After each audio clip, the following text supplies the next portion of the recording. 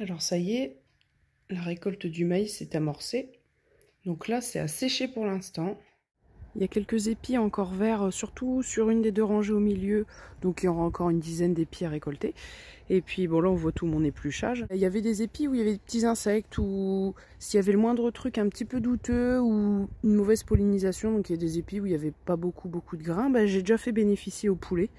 Je leur avais déjà donné, bon, un petit peu aux poules, surtout aux poulets pour leur faire plaisir, puisque je veux vraiment pas prendre le risque de mettre des épis de maïs à sécher à l'étage qui pourraient contenir des parasites ou un quelconque problème et qui pourraient contaminer les autres épis. Donc c'est pour ça déjà, fallait un endroit plutôt chaud, sec, etc. Donc il n'y a vraiment qu'au niveau de notre étage où c'est le plus sûr pour faire sécher. Et seulement après, quand ce sera bien sec, émietter tous les grains. Comme les citrouilles, il ne faut pas que les épis se touchent autant que possible, surtout en première phase de séchage. Après, si on est sûr que ça va pas partir en moisissure ou qu'il n'y a pas l'air d'avoir trop d'insectes, pour pas que éventuellement un épi moisi puisse contaminer les autres. C'est pareil, les citrouilles, si elles se touchent, il y en a une moisie, si elles touchent la copine, ça contamine tout le monde.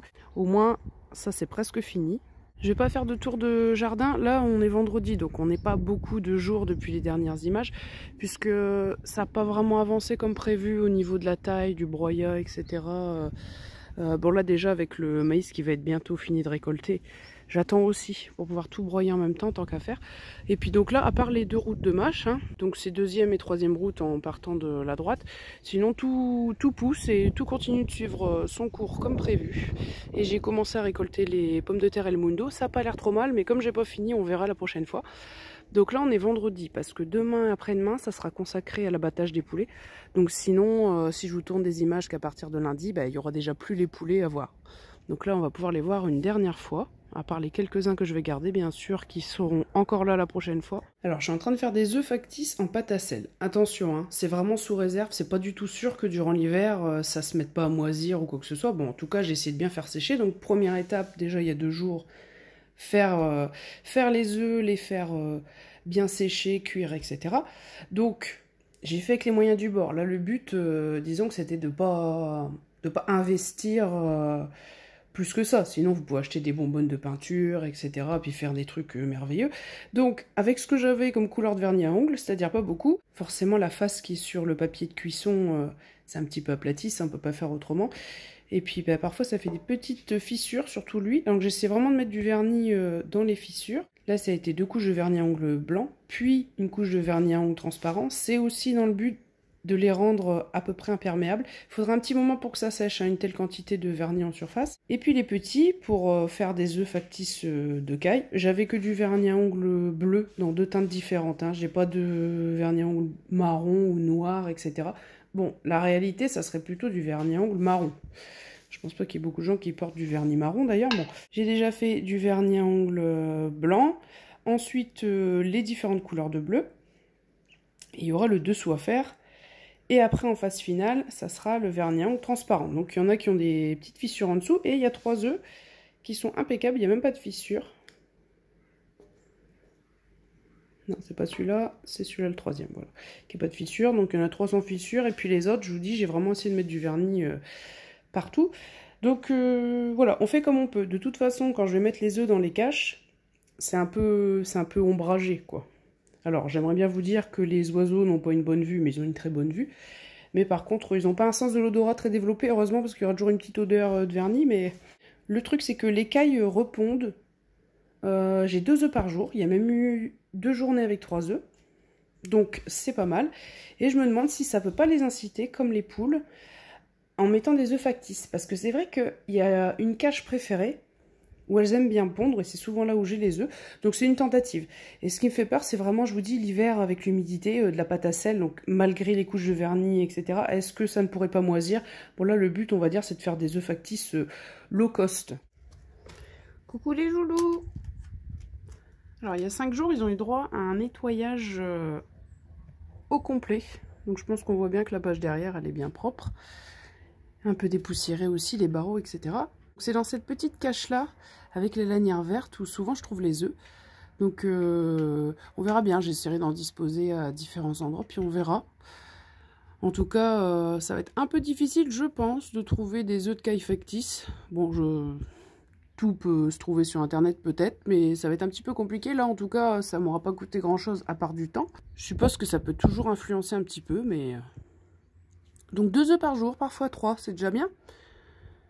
Il y a peut-être une amélioration. Alors est-ce que c'est le fait de laisser la porte ouverte le soir et que le matin ils se réveillent tranquillement avec la lumière du jour qui leur plaît? Je ne sais pas, parce que l'alimentation, ça fait plus d'1 mois que c'est 100% miel de poussin.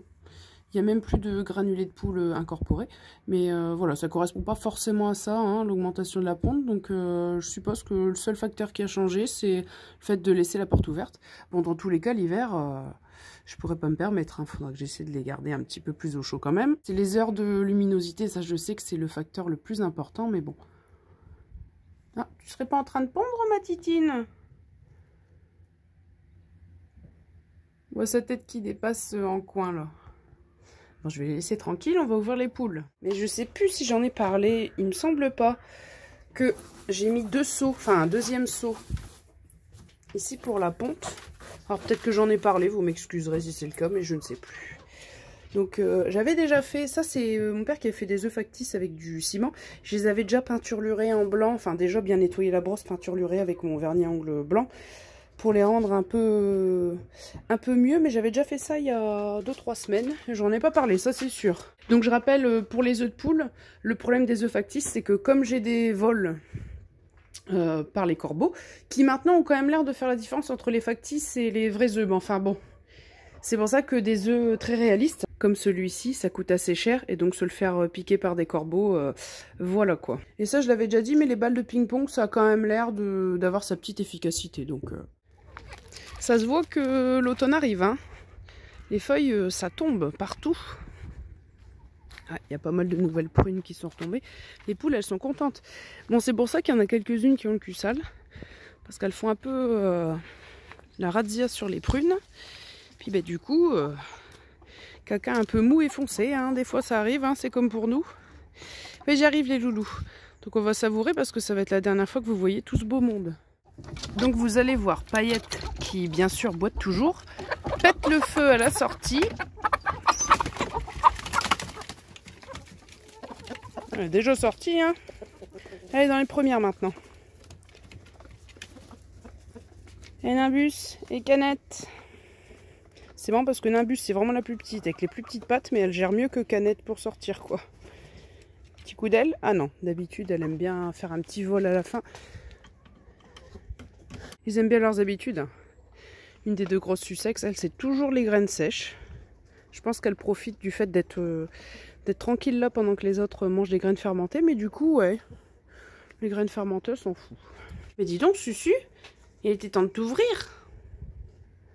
Hein? Ah, regardez, ça c'est le deuxième seau, hein, le vert. À la base, à l'origine, c'était que le noir.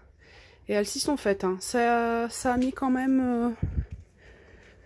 quelques jours hein, pour que ce soit accepté, qu'il y ait un deuxième seau. Mais après, c'est l'effet psychologique. Hein. Quand il y a un endroit où il y a une accumulation d'œufs, souvent les copines aiment bien pondre au même endroit. Pondoir là-bas, hein, il y a deux pondoirs, mais c'est celui qui est plus côté sapin où on retrouve les œufs. C'est assez rarement l'autre. Ça à croire qu'elles n'aiment pas être côte à côte pour pondre, mais bon. Regardez celle qui a, entre autres, le cul sale, la force de manger des prunes. Et donc Paillette elle trottine, alors c'est marrant parce que quand on la regarde de loin, quand on est assis là-bas sur les chaises, je la vois quand elle court le long du grillage, elle court en vague avec sa boiterie, et c'est un petit peu marrant. Bon, je suis déjà contente qu'elle remarche beaucoup mieux, et même là ce matin, c'est très très léger la boiterie, c'est bien, ça va dans le bon sens. Mais par contre, Chéri, Chippy, Nina, hein, tous les soirs sur le toit du poulailler, comme d'hab. En Paillette, quand elle boitera plus, je sais pas si elle va le refaire. Mais bon, ça lui a quand même coûté cher de faire ses escalades le soir. De toute façon, c'est Chéri qui influence. Hein. Lui, s'il décide d'aller coucher, parfois le soir même, bon, bah, y a une des poules, surtout Chippy, qui est perdue, qui tente de redormir au-dessus. Mais si lui, plusieurs fois de suite, il décide d'aller dormir dans le poulailler, les poules, elles suivent et dans ces cas-là, elles vont pas dormir au-dessus. Donc c'est pour ça, on mettrait une porte automatique. Ça servirait pas à grand chose s'il y a quelques énergumènes qui dorment pas là où il faut. Et non, Connie. Alors, c'est marrant sans être marrant. Paige, elle a fait sa mue, mais seulement au niveau du cou. Tout le reste, ça continue à se déplumer. On voit que bon, elle est un petit peu sauvageonne, donc je vais essayer de m'approcher, mais sans plus. On voit qu'il y a des débuts de picots de plumes. Comme elle est grise, ça fait tout plein de petits points noirs aux zones dégarnies. Mais là, on a l'impression que tout le reste du corps, elle perd toutes ses plumes d'un coup, et seulement après, ça repousse. Au lieu, ça fait pas vraiment un roulement quoi, progressif, c'est un peu tout d'un coup. Après, c'est vrai que Phoebe, comme c'est sa demi-sœur, ça a tendance un petit peu à faire pareil. Donc du coup là, elle est affreuse comme tout. Mais c'est marrant que le coup, ça fait un moment que c'est fait. Bon après, les manques de plumes au niveau de la tête, ça c'est chéri, mais bon, qu'est-ce que vous voulez. Donc pour l'instant, elle est vraiment affreuse. Bah, j'en retrouve hein, là en ce moment des plumes dans le poulailler et tout. Hein. Là, il n'y a pas de doute, c'est une histoire de mue, hein, c'est pas une histoire de... C'est plus une histoire de poux. Là, je reconfirme ne pas en avoir revu. Bon, je sais pas pourquoi... Bah, y a rien là-bas. Bah non. Allez, nounoute, profites-en. Bah, quand il y aura les nouvelles poules qui seront intégrées, ça sera plus elle la dernière dans la hiérarchie.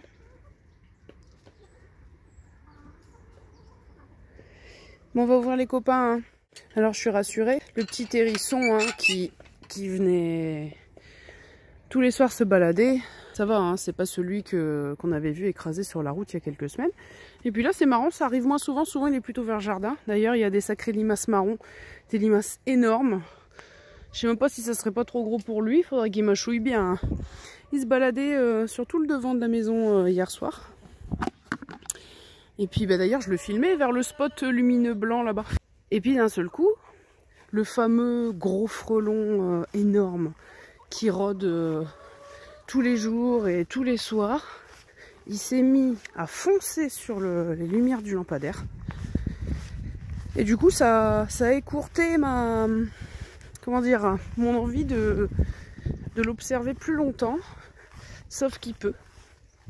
Sinon c'est forcément un frelon parce que je vous dis, abeilles, bourdons, guêpes, ça, ils vont coucher le soir, mais les frelons, même la nuit, ils sont actifs. Et je sais pas. Une taille pareille, est-ce que ce serait une reine ou j'en sais rien. Je suis pas une grande connaisseuse, mais le machin, il est mastoc. C'est toujours le même qui rôde ou qui longe la maison devant, derrière, le long des fenêtres. Alors quand les fenêtres sont ouvertes en oscillobattant, je me précipite. Il fait tellement de bruit qu'on l'entend de loin. Je me précipite pour tout fermer. Ouais, au moins cet hiver on sera tranquille avec ça, mais sacré bétail. Hein. Bon alors les loulous, vous le savez pas, c'est votre dernière matinée tranquille là. Hein. Ouais. Allez. Allez manger. Allez on va manger. Donc le fils de Chéri. Bon, il s'intéresse pas trop à son père Chéri, c'est plutôt Chéri qui des fois est pas content, il fait des parades près du grillage quand il y a lui qui y est. Ah oui, ben j'ai trouvé un œuf il y a 2 jours, avant-hier matin, il était là en coin. Je pense que ce serait elle qui s'est mis en route à pondre. Donc un œuf pas trop mal quand même. Bon, ça va aller là? Oh, dis donc. Y a un coq qu'on mangera pas parce que là au bout d'une semaine c'est toujours pareil. Bon lui c'est parce qu'il boite, il est handicapé de naissance. C'est lequel qui a une allure un peu patraque. Ça avait commencé déjà aux dernières images, je l'ai pas trop filmé mais je crois que c'est lui. Il me semble. Donc, oui, bah, il a un peu... Vous avez une allure mollassonne.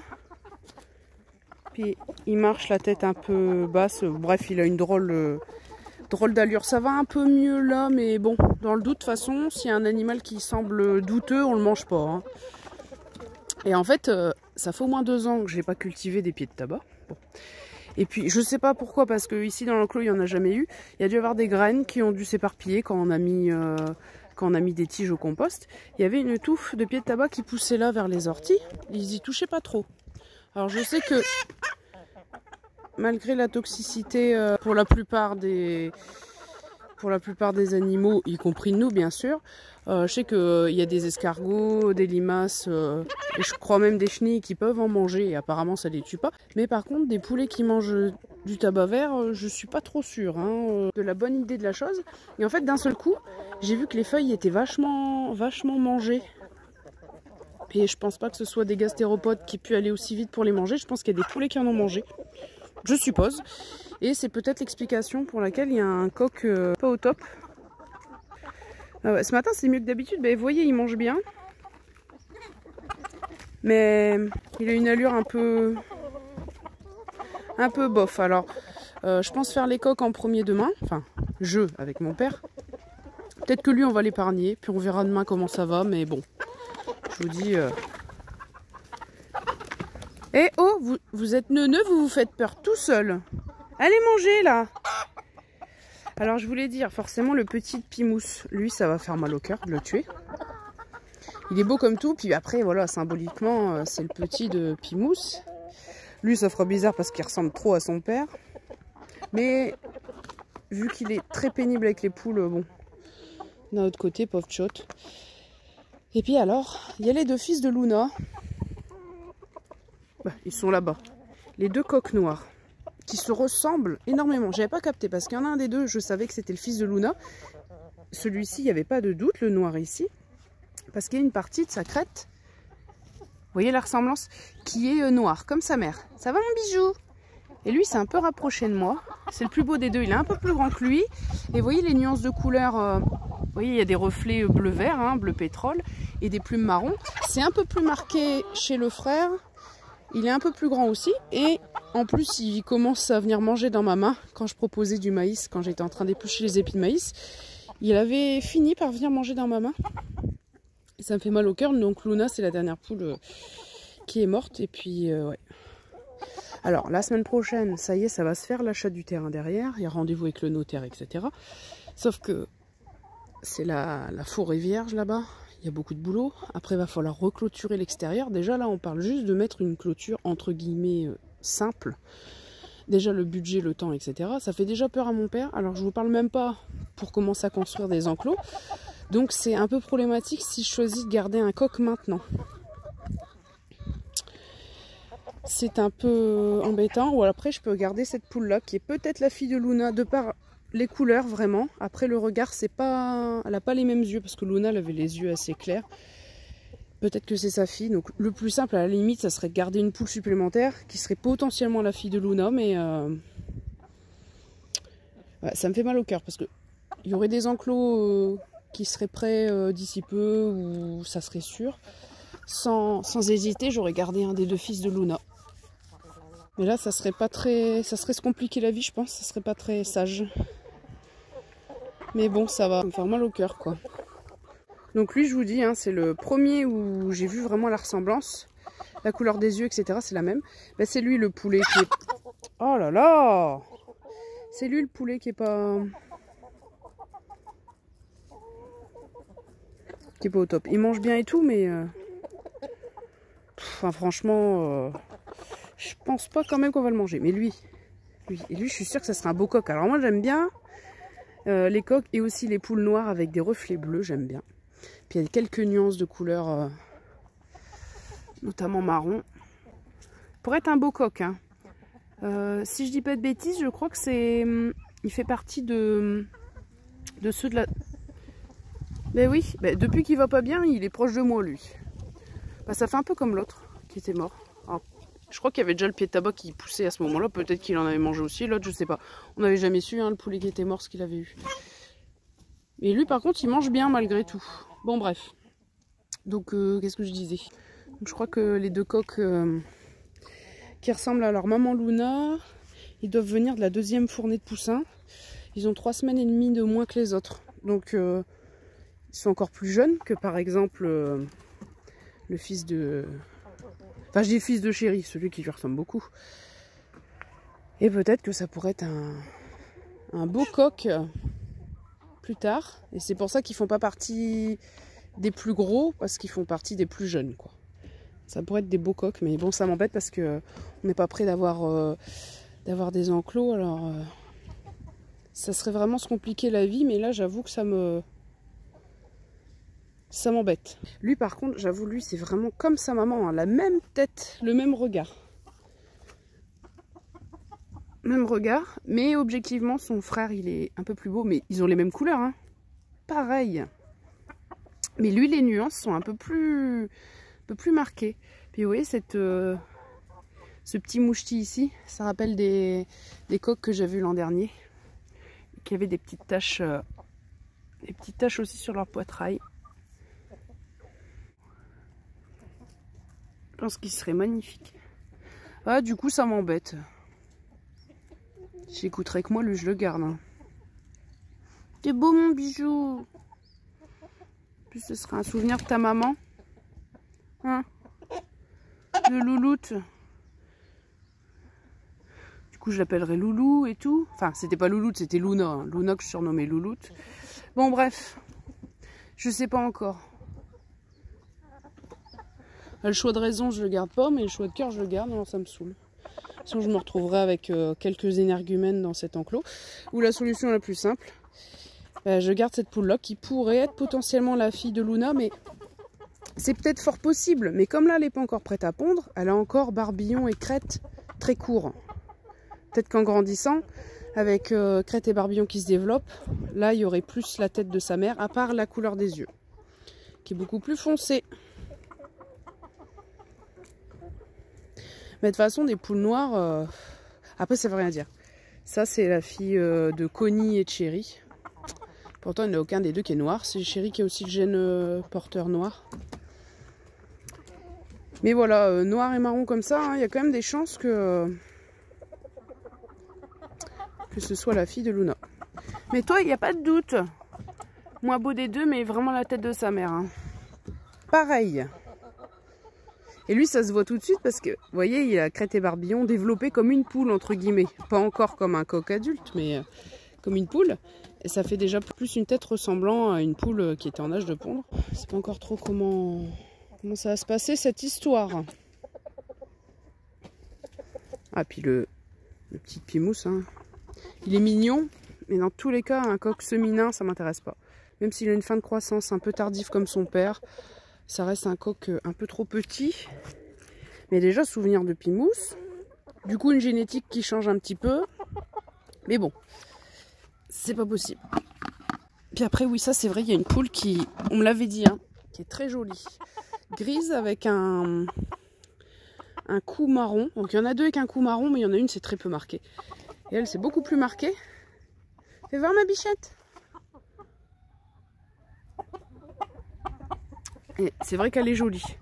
Par contre, le bémol, c'est peut-être la fille de Nina. Nina, elle a du roux, hein, elle a des gènes roux, c'est sûr. Ça se voit avec les mus. De plus en plus, elle a des nuances rousses. Ou après, peut-être la fille de Gloussette. C'est vrai que c'est joli, mais c'est pas dit que au fil des mus, ça reste aussi beau que ça et avec la même démarcation. Hein. C'est pour ça que j'ai un petit bémol là-dessus. Et après, il faut dire qu'il y a eu Piper, Nunuche, Luna. 3 poules noires. Donc déjà, avec la petite Chihuahua, on va récupérer une poule noire, avec un peu de blanc d'ailleurs à son cou. Mais ouais, là, ça commence à se décimer hein, dans le cheptel des noirs. Il reste que Nounoute, la fille de Nunuche. Et moi, j'aime bien les poules noires aussi. Bon, j'aime bien avoir un peu de tout, quoi, mais... Ouais. Donc, c'est pour ça que si je garde vraiment pas de coq, je garde les 3 poules prévues, donc les 2 rousses, hein, la cou nue, la non cou nue et la cou nue noire. Ça serait éventuellement garder une noire. Mais bon.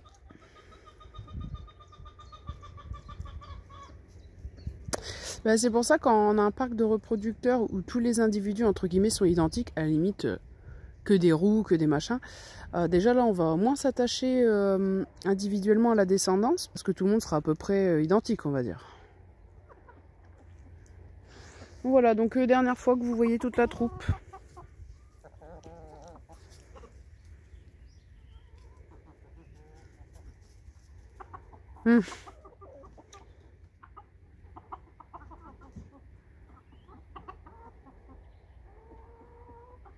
Ah oui, mais celui qui ressemble à Chéri, là-bas. Même son chant le matin, c'est pareil. Tout est pareil, sauf je vous dis, il a une tête moins jolie. Mais c'est la même chose. À chaque fois, je me dis, les chiens font pas des chats. Ah oui, d'ailleurs, le fils de Pimousse, lui, il a le même coloris. Il a le même coloris, mais ça serait pas impossible, hein, que ce soit aussi son fils. Parce qu'il est beaucoup plus grand, mais il a quand même un peu... je vais être méchante, mais le regard un peu bébête de son père. Mais bon, bref. Et puis c'était lui qui ressemblait beaucoup à Chéri au début, mais là il a développé quand même des couleurs beaucoup plus claires. Et la croissance, ça n'a pas été aussi fulgurant que son frangin. Ah, regardez, Chéri, il est au grillage comme ça parce que il cherche à jouer les chefs. Andy.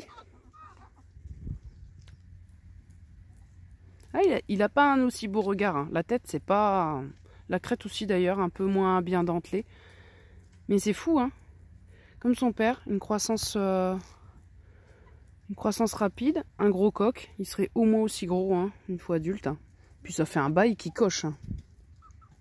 Donc je me dis, ça tombe. L'œuf de... Je suppose la rousse non connue, puisque c'est elle qui était la plus précoce dans la pousse des Barbillons et la première à se faire cocher.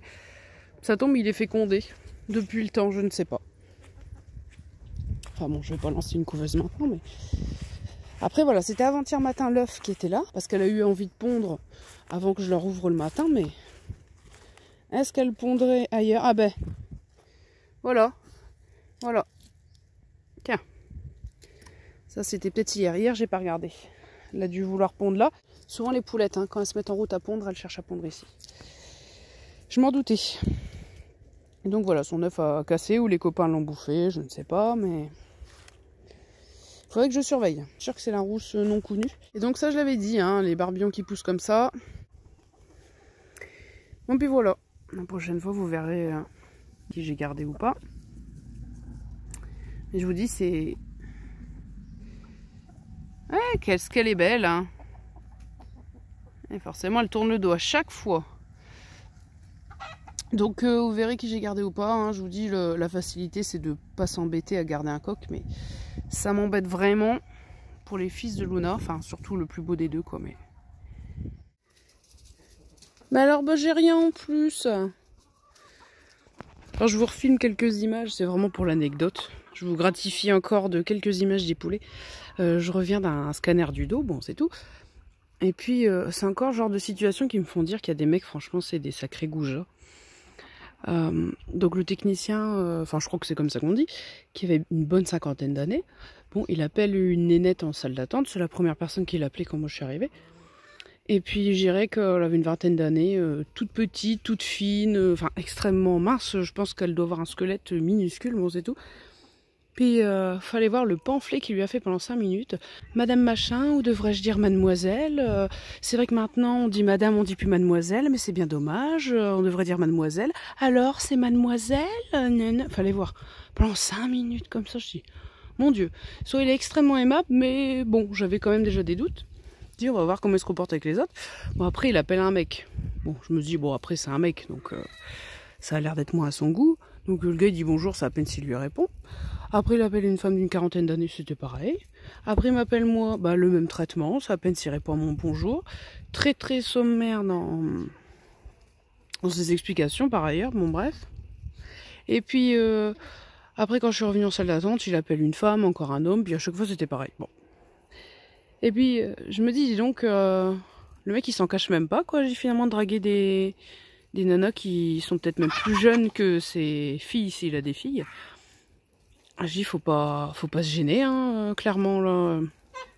Il dit, moi, que la table, elle était à peine abaissée. À peine finie s'abaisser, il dit, vous pouvez attendre en face. Moi, je dis, c'est-à-dire en face? Bah, de là où vous venez. Sauf que je venais d'un vestiaire d'1 m². Je me dis, je pense pas que je vais attendre comme une couille dans le vestiaire. Donc, je dis, je vais retourner en salle d'attente. D'ailleurs, vestiaire avec un autre vestiaire juste à côté, une dame qui y était. Et mes affaires, mon sac à main, complètement accessible de tous. Hein. Quiconque aurait pu se servir. Hein. Je suis hallucinée. Et puis donc, il me fait rire de dire en face, surtout que techniquement, c'était plutôt à droite. Et au lieu de dire en salle d'attente. Enfin, franchement. Mais Gis aurait été la petite minette de 20 ans, je pense qu'il lui aurait pris la main et puis il aurait peut-être même fait un petit bisou en la raccompagnant sur son siège. Enfin bon, j'ai trouvé ça assez hallucinant. Puis finalement, derrière des abords faussement sympathiques, je pense que il y a des psychopathes en demeure quand même, je pense. Enfin voilà, c'était pour la petite anecdote. Allez, à plus.